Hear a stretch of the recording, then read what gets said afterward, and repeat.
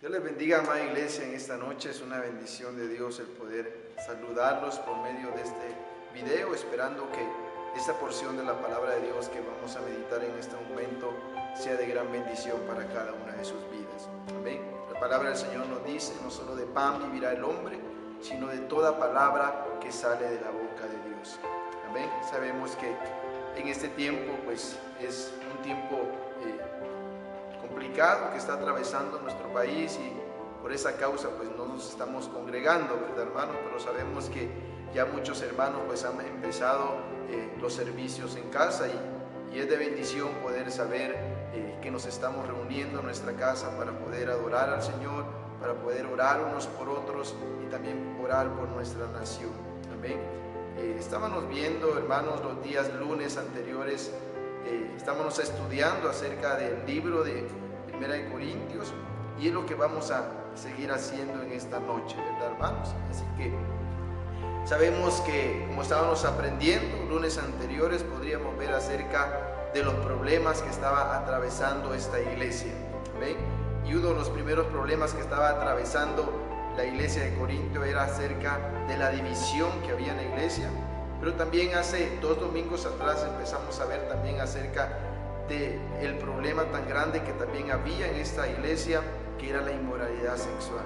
Y por eso Pablo, en las cartas que él escribía, exhortaba, animaba y enseñaba a esta iglesia para que pudiéramos honrar así al Señor, ¿sí? Y hoy nos toca entonces poder ver el capítulo 7 de Primera de Corintios, la segunda parte de este capítulo, y es la que vamos a meditar en esta hora. Amén. Así que quiero leerles entonces lo que dice la porción de la palabra del Señor.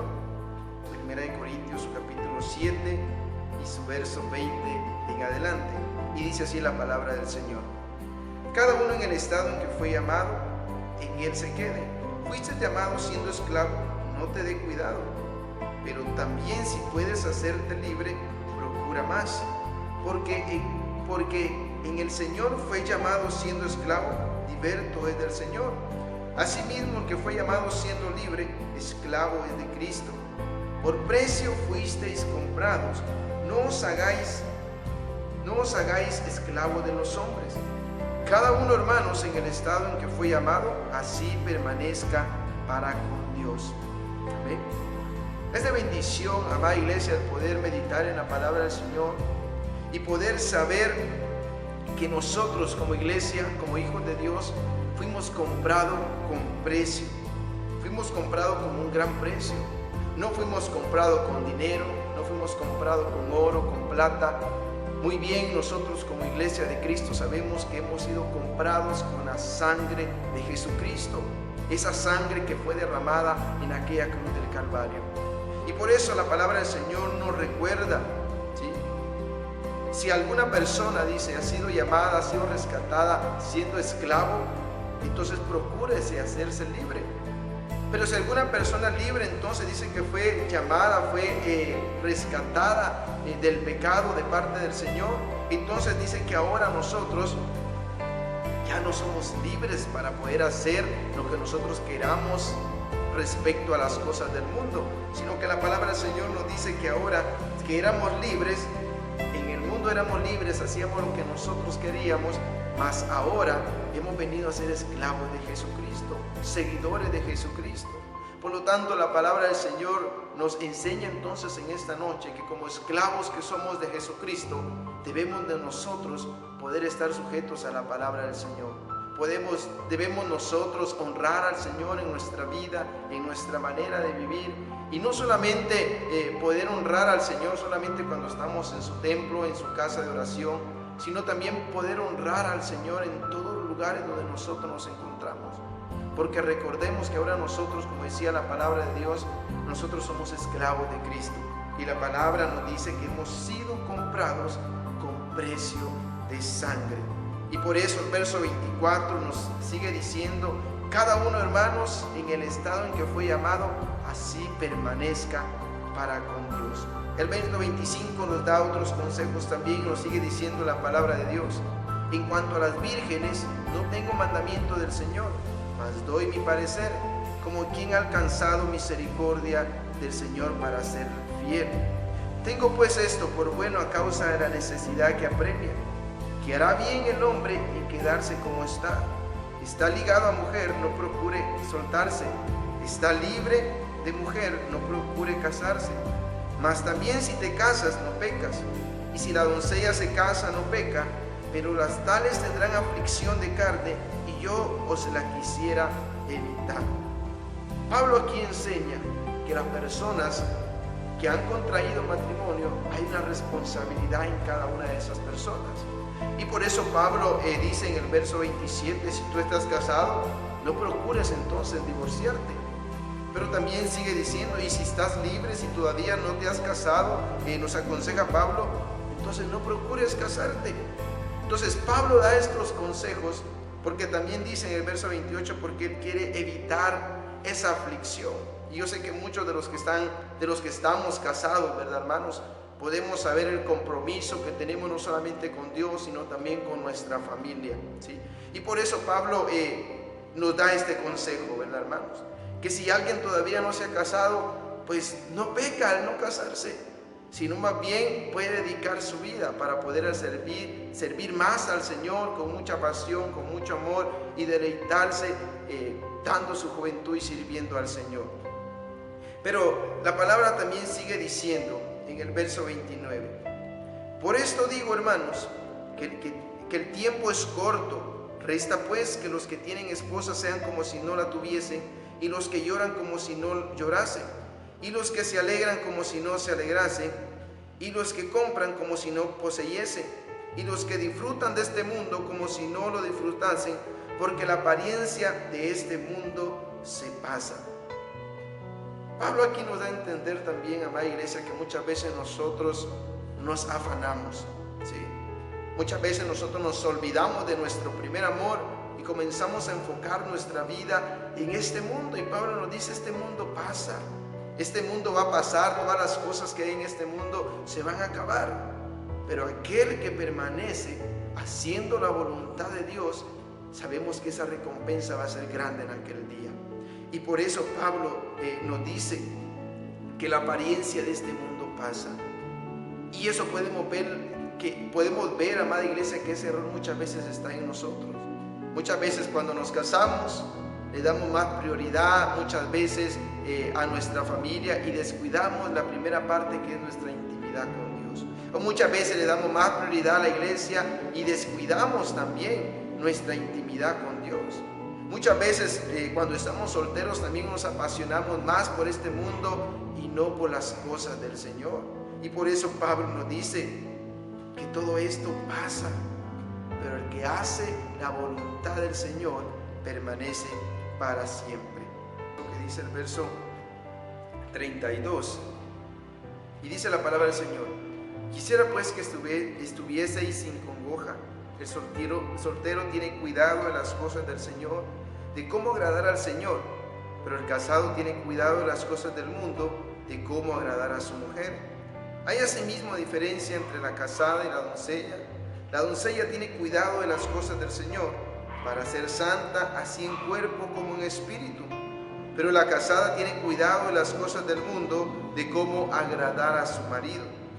Esto lo digo para vuestro provecho, no para tender lazo, sino para lo honesto y decente, y para que sin impedimento os acerquéis al Señor.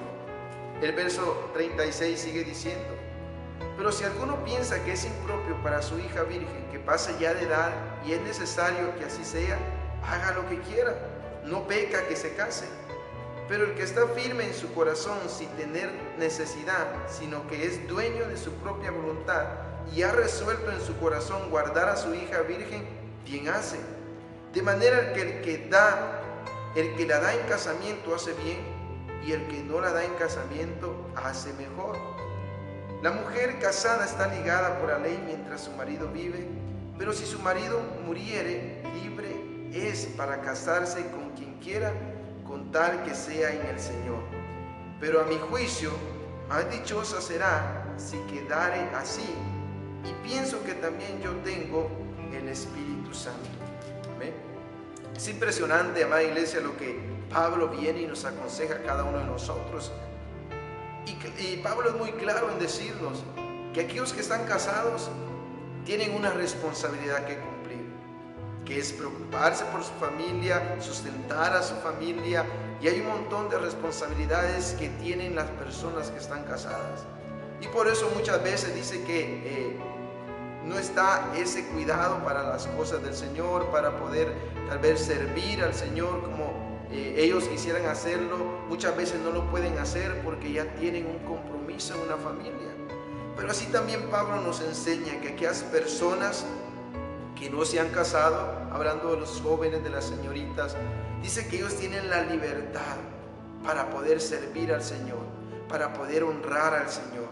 Y por eso la palabra del Señor nos enseña que los jóvenes y señoritas que no se han casado tienen ese cuidado para dedicar su vida al Señor, para poder involucrarse en algún ministerio de la congregación, para poder salir a predicar la palabra del Señor, para integrarse a varias actividades de la iglesia.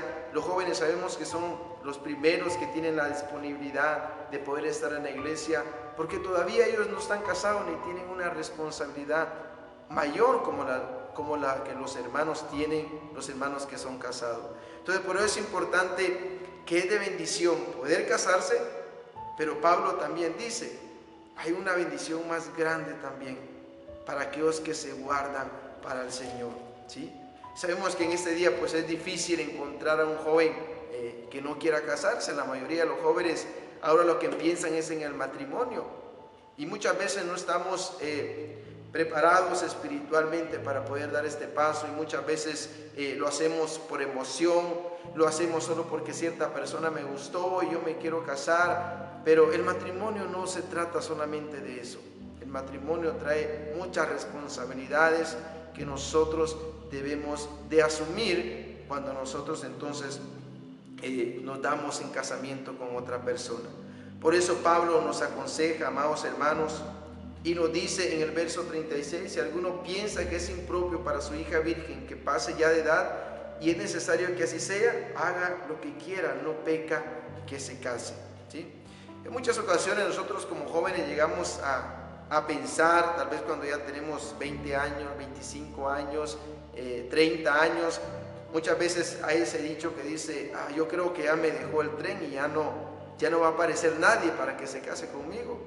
Pero sabemos que en la voluntad de Dios, yo sé que siempre hay una persona que Dios ha preparado para cada uno de nosotros, pero es al tiempo de Dios y no al tiempo de nosotros. Lo que la palabra entonces nos enseña acá, que si nosotros como jóvenes queremos casarnos, podemos casarnos, que no es pecado casarnos. Pero si en nuestro corazón hemos dispuesto a no casarnos y guardar nuestra vida para el Señor, también Pablo nos enseña que hacemos un bien al poder dedicar nuestra vida en pureza y en santidad para poder honrar al Señor con lo que nosotros somos. Amén. Entonces es importante saber entonces de que Pablo nos aconseja acerca de esto, ¿sí? Y Pablo, como les decía, el principio de esta porción de la palabra, Pablo nos decía que no nos hagamos esclavos de los hombres. Pablo también nos enseñaba y nos decía que el que está casado pues tiene responsabilidad con su familia. Pablo también nos dice que aquellos que están solteros tienen la oportunidad de poder servir más al Señor, de poder dedicar su vida al Señor. Pero también nos finaliza diciendo en el capítulo 39, la mujer casada está ligada por la ley mientras su marido vive, pero si su marido muriere, libre es para casarse con quien quiera, con tal que sea en el Señor.